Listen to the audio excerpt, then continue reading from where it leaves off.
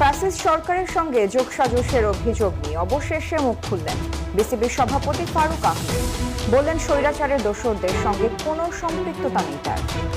আগস্টে ভারতীয় দলের বাংলাদেশ সফর নিয়েও কোনো শঙ্কা নেই বলে জানিয়েছেন তিনি। শনিবার মিরপুরে সাংবাদিকদের এসব কথা জানান বিসিবি প্রধান।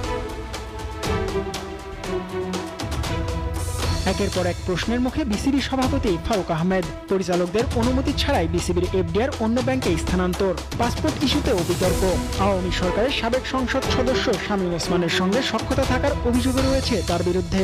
এসব নিয়ে অবশেষে মুখ খুললেন তিনি। মিরপুরে প্রাইম ব্যাংক স্কুল ক্রিকেটের ফাইনাল ম্যাচের সময় কথা বললেন সাংবাদিকদের সঙ্গে বিসিবির সভাপতি। দাবি করলেন স্বৈরাচারের দোসরদের সঙ্গে কোনো যোগসাজশ নেই তার। ফ্যাসিজমকে কিন্তু মানে এটা ম্যাক্সিমাম ক্ষেত্রে বানানো, কিন্তু এটা আপনি দেখবেন যে এটাতে আমি দীর্ঘ কিছু আলোচনা করতে গিয়ে আমার ফ্যাসিস্ট সাথে কোনো সম্পর্ক নেই।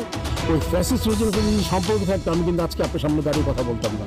আমি কিন্তু প্রেসিডেন্ট এই নতুন সরকারের, এটা কিন্তু আপনাদের বুঝতে হবে। নতুন সরকার যদি আমাকে দেখে যদি বিন্দুমাত্র কোনো সংস্কৃতি থাকতো আমার, তাহলে কিন্তু আমি এখানে আসতাম না।